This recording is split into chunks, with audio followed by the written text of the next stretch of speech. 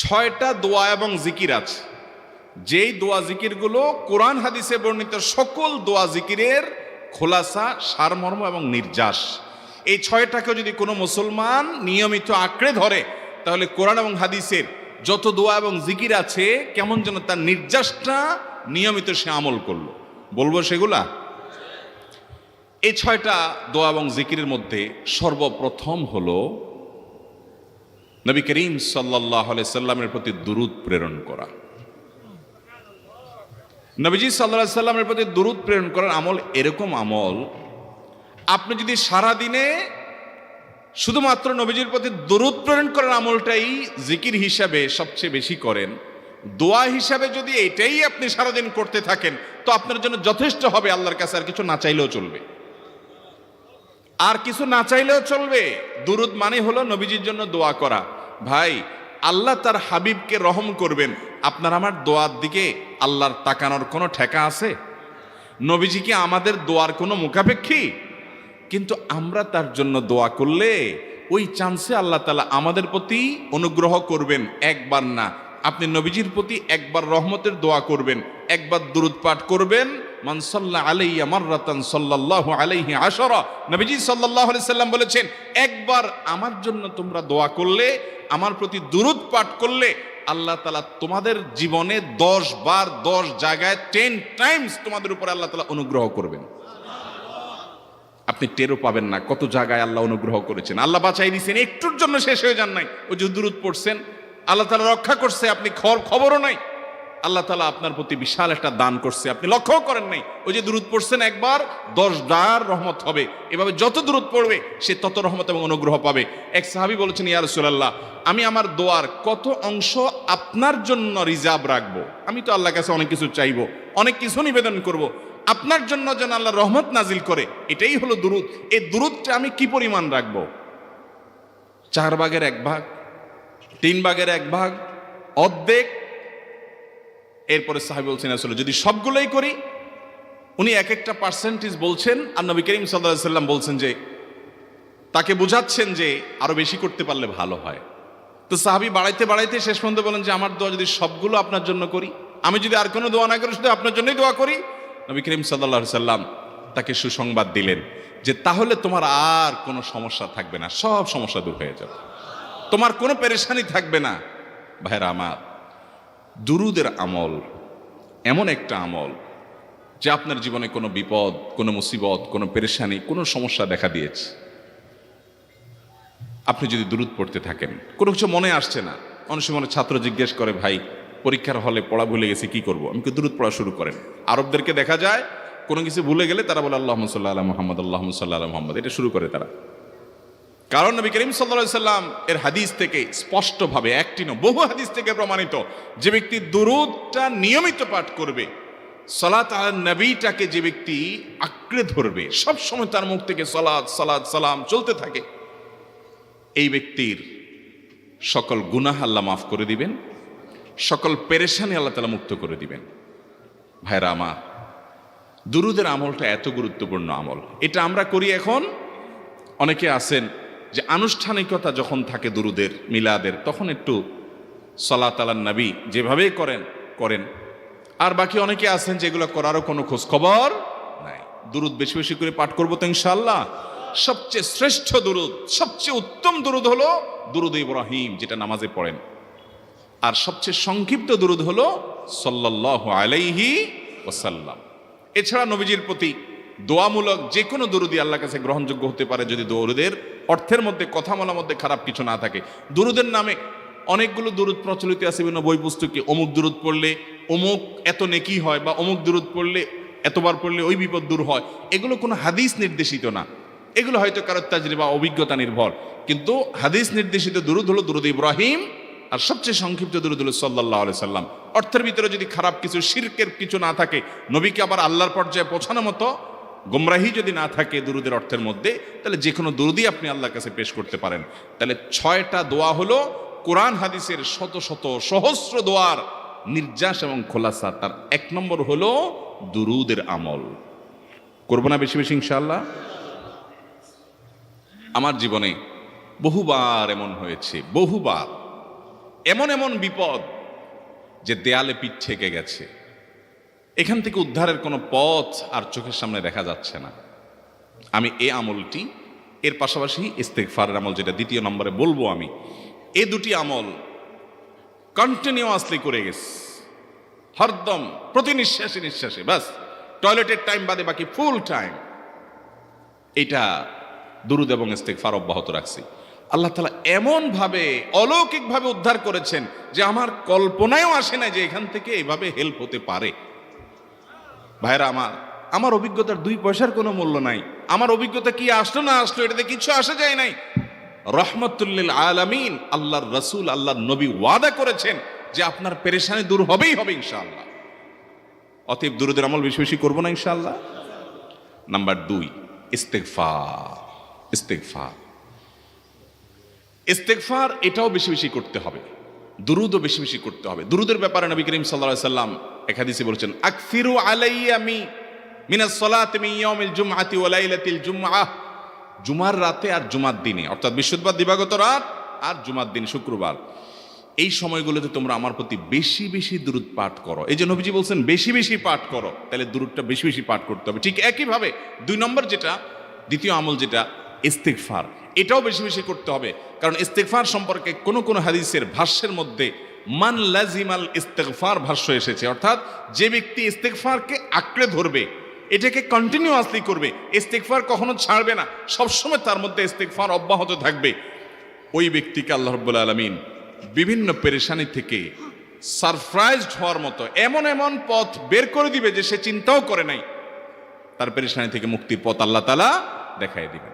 ইস্তেগফার কিভাবে করবেন ভাই? ইস্তেগফার এমন একটা আমল, এটা ছাড়া তো আমাদের উপায় নাই ভাই। ইস্তেগফার আমাদের দুনিয়ার পেরেশানি দূর করবে, আখিরাতের পেরেশানি দূর করবে। দুনিয়ার পেরেশানি আমাদের বিপদ আপদ মুসিবত, এগুলো রিজিকের অনটন অভাব এগুলা, আর আখিরাতের পেরেশানি হলো আমাদের পাপ গুনাহ এগুলা। কোরআনে কারিমে আল্লাহ রাব্বুল আলামিন সূরা নূহের মধ্যে আল্লাহ নবী নূহ আলাইহিস সালাম তার সম্পর্কে বলছেন, ফাকুলতুস্তাগফিরু রাব্বাকুম ইন্নাহু কানা গাফফারা ইউরসিলিস সামাআ আলাইকুম মিদরারা ওয়া ইউমদিদুকুম বিআমওয়ালিন ওয়া বানিন ওয়া ইয়াজআল লাকুম জান্নাতিন ওয়া ইয়াজআল লাকুম আনহারা। তিনি বলেন, আমি বলেছি আমার জাতিকে তোমরা ইস্তেগফার করো, আল্লাহর কাছে ইস্তেগফারটা করতে থাকো। রুটি রুজি নাই, চাকরি নাই, ইনকাম নাই, ব্যবসা খারাপ যাচ্ছে, পেরেশানি হচ্ছে, ইস্তেগফার ধরো, কি হবে? ইন্নাহু কানা গাফফারা। যদি ইস্তেগফার করো, 1 নম্বর লাভ হলো আল্লাহ মাফ করে দিবেন গুনাহ। ইউরসিলিস সামাআ আলাইকুম মিদরারা, যাতে ফসল ভালো হয়, রিজিক ভালো হয়, সেই ব্যবস্থা আল্লাহ করবেন। ওয়া ইউমদিদুকুম বিআমওয়ালিন ওয়া বানিন, ছেলে মেয়ে হয় না অথবা ভালো ছেলে মেয়ে নাই, আল্লাহ তাআলা নেক সন্তান দিয়ে তোমাকে শক্তিশালী করবেন, সম্পদ দিয়ে শক্তিশালী করবেন। ওয়া ইয়াজআল লাকুম জান্নাতি ওয়া ইয়াজআল লাকুম আনহারা, আল্লাহ তাআলা প্রসবন দিবেন, ফসল দিবেন, বরকত দিবেন রুজিতে। কিসের মাধ্যমে? ইস্তেগফার। কিসের মাধ্যমে ভাই? ইস্তেগফার। আহা, ইস্তেগফারের আমল আমাদের দেশে মানুষ আমরা জানি না ভাই। এটি সারাক্ষণ তারা অবসর সময়গুলোতে ইস্তেগফার করতে থাকে, আস্তাগফিরুল্লাহ ওয়া আতুবু ইলাইহি, আস্তাগফিরুল্লাহ আস্তাগফিরুল্লাহ। মানে কি? আল্লাহর কাছে আমি ক্ষমা প্রার্থনা করি, আল্লাহর কাছে আমি মাপ চাই, আল্লাহর কাছে আমি তওবা করি, আল্লাহর দিকে আমি ধাবিত হই, আল্লাহর কাছে আমি ফিরে যাই, আস্তাগফিরুল্লাহ আস্তাগফিরুল্লাহ। আপনি বসে আছেন নিরিবিলি, ভাইরা আমার, এখন আর নিরিবিলি বলতে কোনো সময় নাই, এখন আর ফ্রি টাইম নাই, এখন আর আমাদের অবসর টাইম নাই।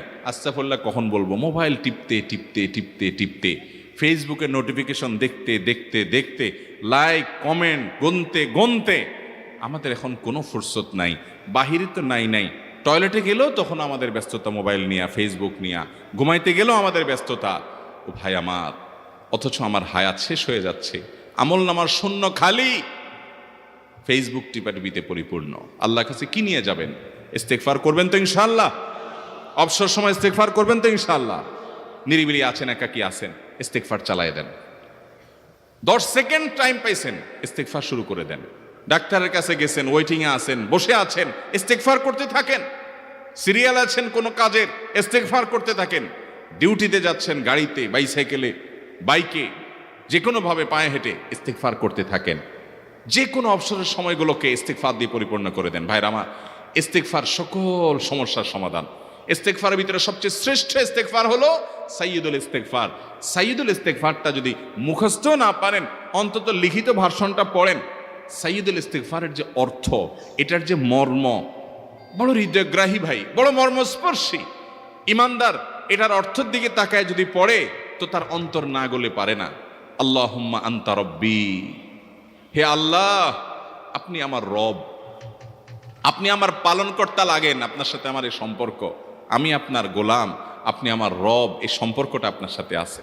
আল্লাহুম্মা আনতা রব্বি লা ইলাহা ইল্লা আন্ত, ও আল্লাহ আপনি ছাড়া আমার ইবাদত, আমার গোলামি, আমার দাসত্ব, উপাসনার উপযুক্ত আর কেউ নাই। আল্লাহুম্মা আনতা রব্বি লা ইলাহা ইল্লা আন্ত খালাকতানি, আপনি আমাকে সৃষ্টি করেছেন। ওয়া আনা আবদুক, আল্লাহ আমি আপনার গোলাম। দেখেন কিভাবে আল্লাহর সাথে সম্পর্কটার কথা বলা হচ্ছে মুহাব্বতের সাথে। খালাকতানি ওয়া আনা আবদুক, আল্লাহ আপনি আমাকে সৃষ্টি করেছেন আর আমি আপনার গোলাম। ওয়া আনা আলা আহদিকা ওয়া ওয়া'দিকা মাস্তাতা'তু, আল্লাহ আপনার সাথে যে অঙ্গীকার করেছিলাম, আলাস্তু বিরব্বিকুম, আপনি জিজ্ঞেস করেছেন। আলমে আরওয়াহাতে আমরা বলেছি বালা, হ্যাঁ আপনি আমার রব। আপনাকে রব হিসাবে স্বীকৃতি দিয়ে আপনার গোলামি করার যে অঙ্গীকার আমরা করেছি, কালিমাতুশ শাহাদা যে আমরা পাঠ করেছি, এই যে আপনার সাথে কৃত অঙ্গীকার, রব হিসাবে স্বীকৃতি দেওয়ার পর, গোলাম হিসাবে মেনে নেওয়ার পর, আমি আপনার যে গোলামি করার কথা ছিল, ওয়া আনা আলা আহদিকা ওয়া ওয়া'দিকা মাস্তাতা'তু, যতটুকু পারছি আমি সে ওয়াদার উপরে থাকার চেষ্টা করছি আল্লাহ। ওয়া আনা আলা আহদিকা ওয়া ওয়া'দিকা মাস্তাতা'ত আবুউ লাকা বিনি'মাতিকা আলাই, আল্লাহ আমি স্বীকার করি আপনি আমার প্রতি অনেক নিয়ামত দিয়েছেন, অনেক নিয়ামত দিয়েছেন, এটা আমি স্বীকার করি। ওয়া আবুউ লাকা বিযামবি, আর আমি এও স্বীকার করি যে আল্লাহ অনেক অপরাধ, অনেক পাপ আমার দ্বারা হয়ে গেছে। ফাগফিরলি, অতএব আপনি আমাকে মাফ করে দেন। ফাইন্নাহু লা ইয়াগফিরুয যুনুবা ইল্লা আনতা, কারণ আপনি ছাড়া আর কেউ গুনাহ ক্ষমা করতে পারবে। ভাইরা আমার, অর্থের দিকে লক্ষ্য করে করে, মর্মটা বুঝে বুঝে একটু সাইয়্যিদুল ইস্তিগফার পড়েন। লেখা দেখে দেখে পড়েন, ইউটিউব থেকে দেখে দেখে পড়েন, কিন্তু পড়েন। আল্লাহুম্মা আনতা রাব্বি লা ইলাহা ইল্লা আন্ত খালাকতানি ওয়া আনা আবদুক ওয়া আনা আলা আহদিকা ওয়া ওয়া'দিকা মাস্তাতা'তু আউযু বিকা মিন শাররি আবুউ লাকা বিনি'মাতিকা আলাইয়া ওয়া আবুউ লাকা বিযামবি ফাগফিরলি ফাইন্নাহু লা ইয়াগফিরুয যুনুবা ইল্লা আনতা। এটা হলো বড় ইস্তিগফার। এত বড় ইস্তিগফার পড়তে পারেন না, কোনো পেরেশানি নাই, কোনো অসুবিধা নাই। সবচেয়ে ছোট ইস্তিগফার হলো আস্তাগফিরুল্লাহ আস্তাগফিরুল্লাহ আস্তাগফিরুল্লাহ। আল্লাহ আপনার কাছে ক্ষমা চাই, কত ভুল হয়ে যায়, কত অন্যায় হয়ে যায়। ভাইরা আমার, এটা হলো রিমুভার। ভুল করে কিছু লিখছেন, রিমুভ করে ফেলছেন, শেষ হয়ে গেছে। আপনি ঘন ঘন ইস্তিগফার পড়তে থাকেন, অগণিত ভুল হয়, অগণিত ত্রুটি হয়, বারবার ইস্তিগফার এগুলোকে সবগুলোকে শেষ করে দেয়। ভাইরা আমার, নিরাপত্তা এনে দেয়। আল্লাহ কোরআনে কারিমে বলেছেন যে আপনার রব আপনার কওমের প্রতি আযাব নাজিল করবেন না যদি আপনি থাকেন। আর যদি তারা ইস্তিগফারে রত রাখে, তাহলে গণ আযাব আল্লাহর পক্ষ থেকে আসবে। অতএব ভাইরা আমার, ইস্তিগফার বেশি বেশি করতে হবে। 6টা আমল, 6টা জিকির, দোয়া হলো শত শত হাজার দোয়া এবং জিকিরের সান্নিধ্যাসের। দ্বিতীয়টা হলো ইস্তিগফার। চেষ্টা করবো না ইনশাআল্লাহ ইস্তিগফার করা, চলতে ফিরতে আস্তাগফিরুল্লাহ ওয়া আতুবু ইলাইহি, অথবা শুধু আস্তাগফিরুল্লাহ। আরেকটা ইস্তিগফার হাদিসে বর্ণিত, আস্তাগফিরুল্লাহ আল্লাযী লা ইলাহা ইল্লা হুয়াল হাইয়ুল কাইয়্যুম ওয়া আতুবু ইলাইহি ওয়া লা হাওলা ওয়া লা কুওয়াতা ইল্লা বিল্লাহ। এটাও ইস্তিগফার। তাহলে একটা বড় ইস্তিগফার, একটা মিডিয়াম, একটা ছোট, যার যেটা সুবিধা হয় এটা পড়েন। বড়টা হলো সাইয়্যিদুল ইস্তিগফার, সবচেয়ে শ্রেষ্ঠ ইস্তিগফার যেটা হাদিসে বর্ণিত হয়েছে। সাইয়্যিদুল ইস্তিগফার নবীজি সকাল সন্ধ্যা পাঠ করতেন, বিভিন্ন সময় পাঠ করতেন, রাতে পাঠ করার কথা বলতেন। সাইয়্যিদুল ইস্তিগফার পাঠ করলে আল্লাহ রাব্বুল আলামিন ওই দিনে, ওই রাতে, ওই ব্যক্তি মারা গেলে তার সব গুনাহ খাতা মাফ করে তাকে জান্নাত দিবেন ইনশাআল্লাহ। অতএব ভাইরা আমার, সাইয়্যিদুল ইস্তিগফার সবচেয়ে বড়। আস্তাগফিরুল্লাহ আল্লাযী লা ইলাহা ইল্লা হুয়াল হাইয়ুল কাইয়্যুম ওয়া আতুবু ইলাইহি ওয়া লা হাওলা ওয়া লা কুওয়াতা ইল্লা বিল্লাহ। এটা হলো মাঝারি ধরনের। আর সবচেয়ে ছোট ইস্তিগফার হলো আস্তাগফিরুল্লাহ ওয়া আতুবু ইলাইহি। তাহলে 6 আমলের কয়টা গেল? 2টা। প্রথমটা হলো দুরুদ আর দ্বিতীয়টা হলো ইস্তিগফার। নাম্বার 3, এটা আমাদের বেশিরভাগ মানুষ জীবনে হয়তো শুনেনও নাই, অনেকে হয়তো শুনছেন, আমল করা হয় না। খুব সীমিত সংখ্যক আল্লাহর বান্দার আমলের তৌফিক হয়। সেটা হলো ইয়া যাল জালালি ওয়াল ইকরাম। এটা একটা জিকির, আল্লাহ তাআলাকে ডাকা, আহ্বান করা, এটাই জিকির। ইয়া যাল জালালি ওয়াল ইকরাম। নবী করিম সাল্লাল্লাহু আলাইহি সাল্লাম বলেছেন, আলিজু বিয়া যাল জালালি ওয়াল ইকরাম। তোমরা ইয়া যাল জালালি ওয়াল ইকরাম এটাকে আঁকড়ে ধরো, এটাকে নিয়মিত করো, বেশি বেশি করে বলতে থাকো এটাকে, সব সময় এটাকে মুদাওয়ামাতের সাথে কন্টিনিউয়াসলি এটা বলতে থাকো, ইয়া যাল জালালি ওয়াল ইকরাম।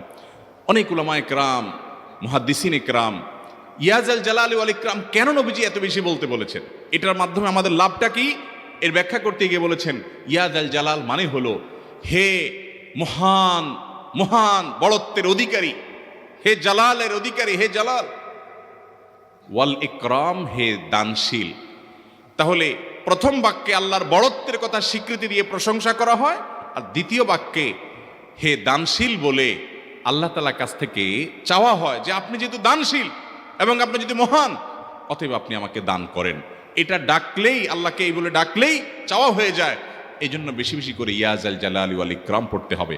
অনেকে হয়তো নতুন শুনেছেন, আজকে থেকে শুরু করে দিবেন ইয়া যাল জালালি, সকাল বিকাল মনে থাকে না তো লিখে লিখে ওয়ালে টাঙ্গায় দেন। বাসা বাড়িতে এমন জায়গায় লিখে রাখেন তাকাইলে নজরে পড়ে, কারণ মোবাইলে আমাদেরকে সবকিছু ভুলায় দেয়, দুনিয়ার ব্যস্ততা সব ভুলায় দেয়। এই জন্য বেশি বেশি ইয়া যাল জালালি ওয়াল ইকরাম পড়বো। 3টা হয়ে গেল। নাম্বার 4 নম্বর যে দোয়া এবং জিকির করতে নবী করিম সাল্লাল্লাহু আলাইহি সাল্লাম সব সময় আমাদেরকে উৎসাহ দিয়েছেন, অনুপ্রেরণা দিয়েছেন। এবং ইবনে সাদি রাহিমাহুল্লাহ তিনি 6টা নির্যাস দোয়া এবং জিকির যে বলেছেন, তার 4 নম্বর হলো লা হাওলা ওয়ালা কুওয়াতা ইল্লা বিল্লাহ। লা হাওলা ওয়ালা কুওয়াতা ইল্লা বিল্লাহ। লা হাওলা ওয়ালা কুওয়াতা ইল্লা বিল্লাহ, এটা হলো সারেন্ডার করা, আল্লাহর কাছে সারেন্ডার করা, আত্মসমর্পণ করা। মানে আল্লাহ ছাড়া কোনো ভালো কাজ করার ক্ষমতা কারণ নাই, করার তৌফিক দেওয়ার ক্ষমতা কারণ নাই, আর পাপ থেকে বাঁচানোরও ক্ষমতা কারণ নাই। এই জন্য আমি কেমন যেন আল্লাহর কাছে সারেন্ডার করছেন, লা হাওলা ওয়ালা কুওয়াতা ইল্লা বিল্লাহ। কোন অবস্থা, কোন সামর্থ্য, এগুলো কারোর কাছে নাই, শুধুমাত্র কার কাছে আছে? আল্লাহর কাছে আছে। এই অর্থ বুঝে আপনি লা হাওলা ওয়ালা কুওয়াতা ইল্লা বিল্লাহ বেশি বেশি পাঠ করবেন।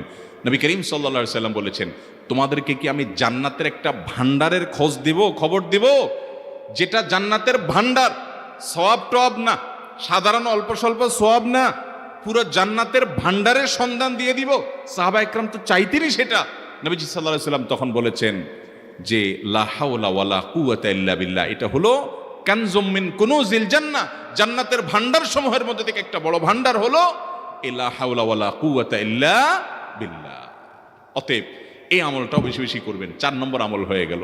দুরুদের আমল 1, ইস্তিগফার আমল 2, ইয়া যাল জালালি ওয়াল ইকরাম 3, লা হাওলা ওয়ালা কুওয়াতা ইল্লা বিল্লাহ। কয়টা হলো? 4। 5 নম্বর আমল হলো দোয়া ইউনুস। দোয়া ইউনুস জানা আছে তো? লা ইলাহা ইল্লা আনতা সুবহানাকা ইন্নী কুনতু মিনাজ জালিমিন।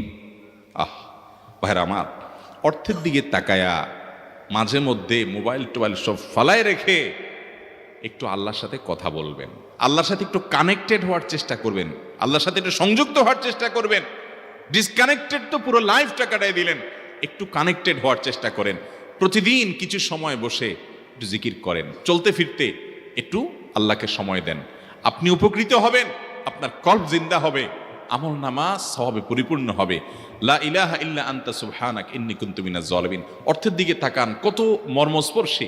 লা ইলাহা ইল্লা আনতা, আল্লাহ আপনি ছাড়া কোনো সত্যিকারের মাহবুদ নাই, উপাস্য নাই। সুবহানাক, আপনি পবিত্র, আমি আপনার পবিত্রতা জ্ঞাপন করছি। ইন্নী কুনতু মিনাজ জালিমিন, তবে আমি সেসব মানুষদের অন্তর্ভুক্ত যারা নিজের প্রতি নিজে জুলুম করেছে, অবিচার করেছে, অন্যায় করে আমার নিজের পায়ে নিজে কুড়াল মেরেছি বহু। অতএব আপনি আমাদের প্রতি রহম করেন। এই দোয়া পাঠ করে আপনারা সবাই জানেন আল্লাহর একজন নবী, তিনি জীবনের সবচেয়ে কঠিন পরিস্থিতির মুখোমুখি হয়ে এমন বিপদে পড়েছেন যে বিপদ থেকে উদ্ধারের কোনো পথ ছিল না। দুনিয়াবী সকল সিস্টেম বলবে যে সমুদ্রে নিক্ষেপিত হয়ে বিশাল বড় সমুদ্রের প্রাণী মাছের পেটে চলে গেলে সে মানুষ আবার বাঁচে কিভাবে? মুহূর্তের ভিতরে তো মারা যাবে অক্সিজেনের অভাবে। এটাই দুনিয়ার সিস্টেম বলে। আল্লাহ তাআলা অলৌকিকভাবে, লৌকিক সিস্টেমের ঊর্ধ্বে রেখে আল্লাহ তাআলা তাকে এই বাক্য পাঠ করার কারণে এর মাধ্যমে আল্লাহ তাকে মুক্তি দান করেছেন। এবং আল্লাহ তাআলা এই ঘটনা কোরআনে উল্লেখ করার পর একটা সুসংবাদ বলছেন আমাদের সবার জন্য, বিরাট বড় আনন্দের সংবাদ। আল্লাহ বলেছেন, ওয়াকাযালিকা নুনজিল মুমিনিন। এই বাক্য পাঠ করার পর ইউনূস আলাইহিস সালামকে শুধু রক্ষা করেছেন আল্লাহ, তাই নয়, আল্লাহ বলেছেন একইভাবে তাকে যেরকম রক্ষা করেছি, এই বাক্য যদি কেউ পড়ার মতো পড়ে, হক আদায় করে পড়ে, মনের গভীর থেকে পড়ে, মর্ম উপলব্ধি করে পড়ে, নিয়মিত পড়ে, ওয়াকাযালিকা নুনজিল মুমিনিন, ঈমানদারদেরকে আমি রক্ষা করে দেবো এভাবে। আরো শুনবেন, আমাদের প্রিয় নবী সাল্লাল্লাহু আলাইহি ওয়াসাল্লাম বলেছেন, তোমরা আমার ভাই ইউনূস ইবনে মাত্তা যে দোয়া করেছে, ওই দোয়াটাকে তোমরা আঁকড়ে ধরবা, যে কোনো বিপদে আপদে মুসিবতে আল্লাহর কাছে চাইবা। ভাইরা আমার, আমরা বিপদ আপদে পড়লে হুজুরদের কাছে চলে যাই দোয়ার জন্য। অনেকে মাজারে চলে যায়, সেখানে মানত করে, টাকা পয়সা দেয় বিপদ উদ্ধার করার জন্য। কপাল পোড়া জানে না ও কার গোলাম, ও আরশে আজিমের মালিকের গোলাম, তার সাথে ডাইরেক্ট কানেক্টেড হওয়ার সুযোগ আছে, শুধু ইউজ করলেই হয়, সুইচ দিলেই হয়। কপাল পোড়া জানে না, ডানে বামে গিয়ে নিজের আমল বরবাদ করে, ঈমান বরবাদ করে, তাওহীদ নষ্ট করে। ভাইরা আমার, তাহলে যে কোনো সমস্যা ফিল করি অথবা স্বাভাবিক অবস্থাতে দোয়া ইউনূস পাঠ করব, লা ইলাহা ইল্লা আনতা সুবহানাকা ইন্নী কুনতু মিনাজ জালিমিন। ভাইরা আমার, দুনিয়ার মানুষের কাছে আপনি অপরাধী এটা বললে খারাপ লাগে। আপনি একটা অফিসে চাকরি করেন, দুর্নীতি করে চুরি করে ধরা পড়ছেন, বসের কাছে যায় মাপ চাইছেন, স্যার ভুল হয়ে গেছে, আর কখনো করব না, লোভে পড়ে করে ফেলছি, বিপদে পড়ছিলাম, টাকা টানছিল স্যার, আর কোনোদিন করব না, মাফ করে দেন স্যার, চাকরিটা রাখেন স্যার। আপনি মাপ চাইলেন, লজ্জিত হলেন, চোখের পানি ফেললেন, পাও ধরে মাপ চাইলেন, ছোট হলেন।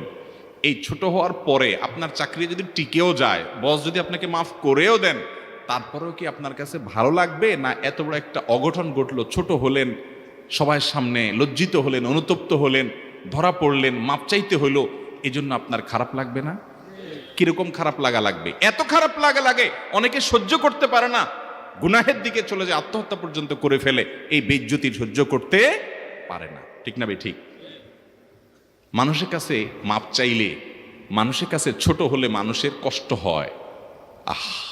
অদ্ভুত। আরশে আজিমের মালিকের কাছে সেজদায় পড়ে চোখের পানি ফেলে যদি স্বীকার করেন, ও মালিক, নামাজ পড়ি নাই, বড় জুলুম করেছি, কাবিরা গুনাহ করেছি, ও মালিক, হারাম জিনিস দেখে ফেলেছি, খারাপ জিনিস শুনে ফেলেছি, পাপ করেছি, অপরাধ করেছি, মালিক, জাহান্নামের যে বিবরণ হাদিসে আসছে, এটা সহ্য করার ক্ষমতা আমার নাই, আপনি আমাকে মাফ করে দেন।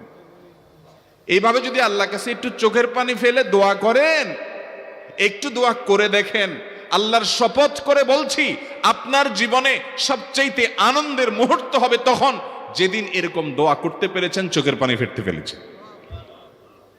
দুনিয়ার মানুষের কাছে ছোট হলে মানুষের মনটা সংকীর্ণ হয়, ছোট হয়, মানুষ অপমান বোধ করে, খারাপ লাগে। মালিকের কাছে যদি কেউ মাপ চায়, চোখের পানি ফেলে, ইস্তেগফার করে, ছোট হয়, তাহলে তার অন্তরে আরো আনন্দ অনুভব হয়। সালহাতু সঙ্গে বুদি দিল খরাশ, আজমোদে এক জামানা খাকে বাস। পাথর হয়ে বহুকাল ছিলে ভাই, কিছু কালের জন্য একটু মাটি হও, আসো, একটু মাটি হয়ে দেখো। পাথর হয়ে তুমি যতটা আনন্দিত হয়েছো, পুলকিত হয়েছো, পরিতৃপ্ত হয়েছো, আরশে আজিমের মালিকের শপথ করে বলছি, আল্লাহর কাছে মাটি হয়ে, ছোট হয়ে, তুচ্ছ হয়ে, অপমানিত হয়ে, ক্ষমা চেয়ে, ইস্তেগফার করে তুমি যখন লা ইলাহা ইল্লা আনতা সুবহানাকা ইন্নী কুনতু মিনাজ জালিমিন, নিজে পাপ করেছো এটা স্বীকার যখন করবে, তখন আল্লাহ তাআলা শুধু মাফ করবেন না, তোমাকে ঈমানের স্বাদ দিবেন, তুমি সাথে সাথে অন্তরে সেটা অনুভব করবা। ভাইরা আমার, আল্লাহর দিকে ধাবিত হব তো ইনশাআল্লাহ? গুনাহের, পাপের, অপরাধের পথ ছেড়ে আসবো তো ইনশাআল্লাহ? লা ইলাহা ইল্লা আনতা সুবহানাকা ইন্নী কুনতু মিনাজ জালিমিন। কোরআন হাদিসের নির্যাসের 5 নম্বর আমল দোয়া ইউনুস। নবীজি সাল্লাল্লাহু আলাইহি সাল্লাম বলেছেন, আমার ভাই ইউনুস আলাইহিস সালাম তিনি আল্লাহর কাছে এটা পড়ে যেরকম বিপদ থেকে রক্ষা পেয়ে গেছেন, তোমরা আমার ভাই ইউনুস আলাইহিস সালামের দোয়াটা বেশি বেশি পড়বা, ওইটাকে তোমরা আঁকড়ে ধরবা, তোমাদেরকে আল্লাহ তাআলা উদ্ধার করবেন। আল্লাহ কোরআনে ওয়াদা করেছেন, ওয়া কাযালিকা নুনজিল মুমিনিন, এভাবে আমি ঈমানদারদেরকে রক্ষা করব। অতএব ভাইরা আমার, বিপদ আপদে ওই মাজারে দৌড় দিবেন না, হুজুরের কাছে দোয়া চান, এটাতে দোষের কিছু নাই, কিন্তু সবকিছুর আগে আপনি নিজে নিজের মালিকের কাছে চান। আমরা অনেকে দোয়া করি না, কেন করি না? আমরা মনে করি যাইরে আমি এত গুনাহগার মানুষ, আমার দোয়া কবুল হবে, এই জন্য হুজুরের কাছেই শুধু যায়, যে হুজুর যদি কিছু বলে দেয়। আল্লাহর কাছে ডাইরেক্ট চাইলে যে পাওয়া যাবে এটা অনেক মুসলমান বিশ্বাস করে না, ভালো করে জানে না। ভাইরা আমার, আল্লাহ কোরআনে বলেছেন, উদউনি আস্তাজিব লাকুম, তোমরা আমার কাছে দোয়া করো, আমি কবুল করব। ওয়াদা করেছেন আল্লাহ তাআলা। আমার রব কি ওয়াদার খেলাফ করে? আমাদের রব ওয়াদার খেলাফ করে? ইন্নাহু লা ইউখলিফুল মিআদ, তিনি ওয়াদার খেলাফ করেন না। তিনি বলেছেন তোমরা দোয়া করো, হালাল বক্ষণ থাকে, যদি হালাল উপার্জন যদি থাকে, শরীরে যদি হারাম যদি না থাকে, শর্ত আদায় করে দোয়া যদি করেন, দোয়া করে আবার হুলস্থুল যদি না করেন, তাড়াহুড়ো যদি না করেন, দোয়া করে আল্লাহর কাছে দরখাস্ত জমা দিয়ে দেন, দুরূদ পাঠ করেন, শর্ত আদায় করে দোয়া করেন, আপনি যত অপরাধী হন, যত গুনাহগার হন, যত পাপিষ্ঠ হন, আল্লাহ আপনার দোয়া কবুল করবে। আচ্ছা ভাই, আমরা যত খারাপ হই, আপনি নামাজ পড়েন না, আপনি ফিল্ম দেখেন, আপনি হারাম জিনিস দেখেন, আপনি অনেক খারাপ কাজ করেন, গালিগালাজ করেন, মানুষের হক মানেন, যত খারাপ আপনি হন, আপনি ইবলিসের চেয়ে বেশি খারাপ হতে পারবেন? ইবলিসের চেয়ে বেশি খারাপ হওয়ার সুযোগ আছে? খারাপের বাপ সে, তার মতো খারাপ তো আপনি চাইলেও হতে পারবেন না, ঠিক না ভাই? ঠিক। আচ্ছা, এই ইবলিস আল্লাহর কাছে দোয়া করছে কখন? এমন সময় যখন আল্লাহ তাকে নির্দেশ করছে সিজদা করো, আদমের সম্মানে। সেই নির্দেশ সে লঙ্ঘন করেছে, ডাইরেক্ট আল্লাহর সামনে সরাসরি লঙ্ঘন, সরাসরি বিদ্রোহ। আপনার সামনে আপনার ছেলে, আপনার কর্মচারী, আপনার কাজের লোক ডাইরেক্ট যদি একটা জিনিস বলে পারবো না, কি পরিমাণ মেজাজ আপনার গরম হবে চিন্তা করেন। অথচ আপনিও মানুষ, সেও মানুষ, আর আল্লাহ হলেন সৃষ্টিকর্তা, এ হলো সৃষ্টি। সে যুক্তি দেখায়, খালাক্তানি মিন নার ওয়া খালাক্তাহু মিন তিন, আমারে আগুন থেকে তৈরি করছেন, তারে মাটি থেকে তৈরি করছেন, আমি কেন তারে সিজদা করব? তর্ক যুক্তি হাজির করে আল্লাহর নির্দেশকে আল্লাহর সামনে লঙ্ঘন করেছে। কত ডেঞ্জারাস সিচুয়েশন বুঝেন, কি পরিমাণ রাগ আল্লাহ রাব্বুল আলামিনের হওয়ার কথা। তার তো গুণবাচক নাম শুধু রহমান রহিম না, তার গুণবাচক নাম আছে কি? কাহার, জব্বার। তো আল্লাহ রাব্বুল আলামিনের এই গুণবাচক নামও তো আছে। তিনি হচ্ছে প্রচন্ড রকমের কাহারের অধিকারী। তো আল্লাহর সামনে ডাইরেক্ট তার আদেশকে লঙ্ঘন করেছে, হঠকারিতা দেখিয়েছে, অহংকার করেছে, দম্ভ দেখিয়েছে, এত বড় বেয়াদবি করেছে। ওই টাইমে আল্লাহ তাআলা তো রাগ হওয়ার কথা। ওই রাগের সময়, ওই কঠিন সময় ইবলিস যখন আল্লাহ তাকে বললেন, যাও ফখরুজ মিনহা ফাইন্নাকা রাজিম, জান্নাত থেকে বের হও, তুমি বিতাড়িত, আল্লাহ রাগ হয়ে তাকে জান্নাত থেকে বের করে দিলেন। ভাইরা আমার, এই রকম সময় পর্যন্ত ইবলিস দোয়া করে বসছে। কি দোয়া করছে? রব্বি আনজিরনি ইলা ইয়াউমি ইউবআসুন, আল্লাহ আমাকে সুযোগ দেন, কিয়ামত পর্যন্ত হায়াতটা দেন আমারে, দোয়া করে বসছে। কিন্তু আল্লাহ তাআলা কি করছেন? আল্লাহ বলছেন, তো বড় সাহস তোর বেটা, মাত্র সিজদা করতে বলছেন করলি না, কমবখত, আবার দোয়া করস? আল্লাহ সেটা বলেন নাই। আল্লাহ কি করছেন? ইন্নাকা মিনাল মুনজারিন, যাও তোমাকে সুযোগ দেওয়া হলো। সুবহানাল্লাহ। ইবলিস যদি আল্লাহর রাগ হওয়ার মতো সময়ে, ক্রোধ হওয়ার মতো সময়ে আল্লাহর সামনে আল্লাহর সরাসরি অবাধ্য হয়ে আল্লাহ তাকে বের করে দিচ্ছেন বিতাড়িত শয়তানকে, ওই টাইমে যদি দোয়া করার পর ইবলিসের দোয়া কবুল হয়, ও মুসলমান, আপনি আল্লাহর গোলাম হিসেবে নিজেকে স্বীকার করেন, আপনি যত পাপিষ্ঠ হন না কেন, আপনার দোয়া কেন কবুল হবে? আল্লাহর কাছে দোয়া করবো না ইনশাআল্লাহ? ইবলিসই আমাদেরকে বুঝায়, ফুসলায়, তুই কোন মুখে দোয়া করবি আল্লাহর কাছে? তোর নামাজের ঠিক নাই, তোর ইবাদতের ঠিক নাই, এত আকাম কুকাম করস ফেসবুকে, ইউটিউবে, তোর মতো 2 নম্বর একটা মানুষ, কোন মুখে আল্লাহর কাছে দোয়া করবি? থাক, দোয়া করিস না, আমি কেমনে এই মুখ নিয়ে দোয়া করবি? এটা যখন আপনার মনের ভিতরে আসে, তখন বুঝবেন যে মিস্টার ইবলিস অ্যাক্টিভ হয়ে গেছে আপনার শরীরে। কথা কি বুঝাতে পারছি? আল্লাহর কাছে দোয়া করবেন তো ইনশাআল্লাহ। এই 6টা দোয়া জিকিরের 5 নম্বর দোয়া ইউনুস, অর্থ সহকারে বুঝে বুঝে আল্লাহর কাছে চাইবেন এবং দোয়া করবেন। 6 নম্বর হলো সুবহানাল্লাহ, আলহামদুলিল্লাহ, লা ইলাহা ইল্লাল্লাহ, আল্লাহু আকবার। এই বাক্যগুলো দেখবেন ঘুরে ফিরে নবী করিম সাল্লাল্লাহু আলাইহি ওয়াসাল্লাম সারাদিন পড়তেন। 5 ওয়াক্ত নামাজের পরে 33 বার দেখবেন। আবার দেখবেন সকাল সন্ধ্যায় সুবহানাল্লাহি ওয়া বিহামদি 100 বার, সুবহানাল্লাহি ওয়াল হামদুলিল্লাহি আল্লাহু আকবার 100 বার। আবার এগুলো মাঝে মধ্যে 10 বার, রাতের শোয়ার সময় 33 বার।